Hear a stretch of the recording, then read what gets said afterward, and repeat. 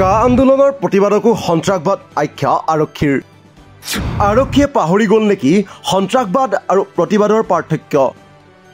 আৰক্ষীৰ ওচৰত নাই কা বিৰোধী প্ৰতিবাদৰ প্ৰত্যক্ষ প্ৰমাণ।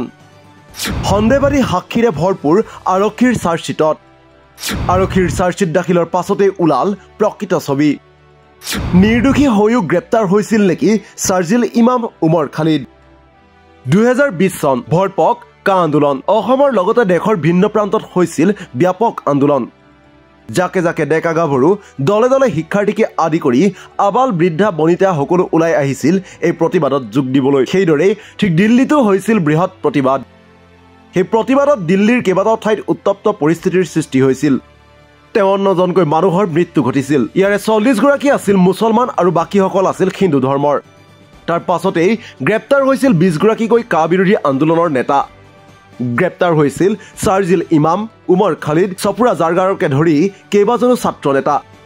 তাৰে 12 গৰাকী মুছলমান সম্প্ৰদায়ৰ আছিল। তেওঁলোকৰ ওপৰত হিংসাত্মক কাৰ্যকলাপৰ আৰোপ কৰা হৈছিল। কিন্তু আৰক্ষীৰ চাৰ্জশ্বিট দাখিলৰ পাছতেই প্ৰকৃত সত্য বাহিৰলৈ ওলাই আহিছে। ৰাষ্ট্ৰীয় সংবাদ মাধ্যম সত্য দা হিন্দীৰ বাতৰি অনুসৰি চাৰ্জশ্বিটত নাই কোনো প্ৰত্যক্ষ প্ৰমাণ। আছে সন্দেহজনক সাক্ষীৰ কিছুমান মন্তব্য, যি মন্তব্য বা অভিযোগৰ ভিত্তিতেই গণতান্ত্ৰিক প্ৰতিবাদক হিংসাত্মক কাৰ্যকলাপেই নহয় সন্ত্ৰাসবাদ আৰু প্ৰতিবাদৰ পাৰ্থক্য সলনি কৰি পেলাইছে বুলি এতিয়া অভিযোগ উত্থাপন হৈছে।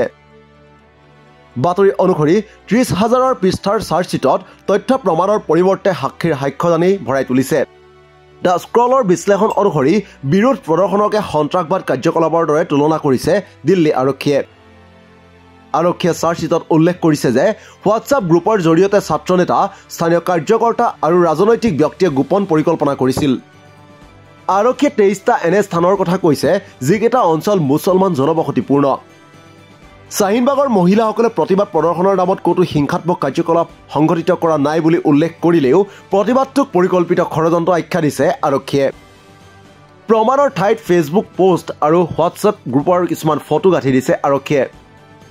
আনহাতে চৰকাৰী পক্ষই কিছুমান CCTV ফুটেজ সংলগ্ন কৰি দিছে, য'ত একাংশ অভিযুক্ত ব্যক্তিয়ে প্ৰতিবাদস্থলী আৰু অন্যান্য স্থানত সাক্ষাৎ কৰা দেখা পোৱা গৈছে। দ্য স্ক্ৰলক অধিবক্তাই কোৱা অনুসৰি দিল্লী আৰক্ষীয়ে নাম প্ৰকাশ নকৰাকৈ এগৰাকী সাক্ষীৰ উদ্ধৃতি দি কয় যে 2020 চনৰ 23 জানুৱাৰীত উমৰ খালিদে চিলামপুৰৰ এখন গোপন স্থানত এখন সভা অনুষ্ঠিত কৰিছিল। এই বৈঠকতে খালিদে বাকীসকলক এচিড, ৰঙা জলকীয়াৰ গুৰি আৰু শিলগুটি সংগ্ৰহ কৰিবলৈ কৈছিল। আন এজন অচিনাক্ত সাক্ষীয়ে আৰক্ষীক জনোৱা মতে 17 ফেব্ৰুৱাৰীত চান্দত এখন বৈঠক অনুষ্ঠিত হৈছিল আৰু প্ৰতিবাদ তীব্ৰতৰ কৰি জংগী হিংসাত্মক আন্দোলনলৈ পৰিণত কৰাৰ পৰিকল্পনা কৰা হৈছিল বুলি অভিযোগ কৰিছে। অভিযোগনামাত অচিনাকি বা গোপন সাক্ষীৰ এনে বিভিন্ন বক্তব্যৰে ভৰি আছে। এইদৰে এতিয়া দিল্লী আৰক্ষীয়ে আন্দোলনৰ ওপৰত দাখিল কৰা চাৰ্জশ্বিটে চৰ্চা লাভ কৰিছে। অৱশ্যে আৰক্ষীৰ চাৰ্জশ্বিট দাখিলৰ পাছত ন্যায়ালয়ে কি ভূমিকা গ্ৰহণ কৰিব সেয়া গুৰুত্বপূৰ্ণ হ'ব। নিউজ ডেস্ক ৰিপৰ্ট, দি ক্ৰছ কাৰেণ্ট।